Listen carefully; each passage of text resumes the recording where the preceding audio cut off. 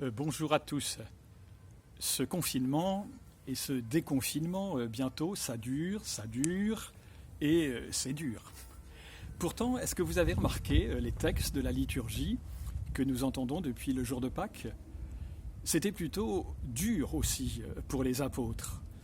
Emprisonnement, interdiction de parler, meurtre d'Étienne, dispersion des disciples, et puis bientôt Paul pourchassé de ville en ville. Eh bien, à chaque fois, l'épreuve va devenir comme un tremplin inattendu pour faire grandir les personnes et même faire grandir l'Église. Devant leur juge, les apôtres sont joyeux de subir les humiliations pour le nom de Jésus. Ils ne peuvent pas taire ce qu'ils ont vu et entendu. Le martyre d'Étienne, ça va être la source de la conversion de Saul, et nous savons le retentissement considérable que cela va avoir en ces débuts de l'Église. Quand les disciples sont dispersés à cause de la persécution, ils vont saisir cette occasion pour annoncer la bonne nouvelle qui se répand pour la première fois en territoire païen. Paul, poursuivi par ses ennemis, doit s'enfuir, mais il va profiter de ces passages dans chaque nouvelle ville pour répandre la bonne nouvelle.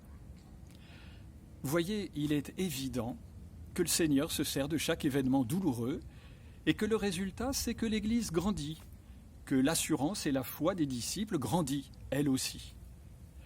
Alors, ne doutons pas que le ressuscité saura aussi se servir de tous ces événements présents qui nous bousculent pour nous faire grandir aussi, comme on le voit déjà, par tant d'initiatives prises ici ou là pour prendre soin des autres, en gardant le contact, en rendant service, en venant en aide aux plus démunis, aux plus fragiles, en intensifiant la prière, en partageant notre foi.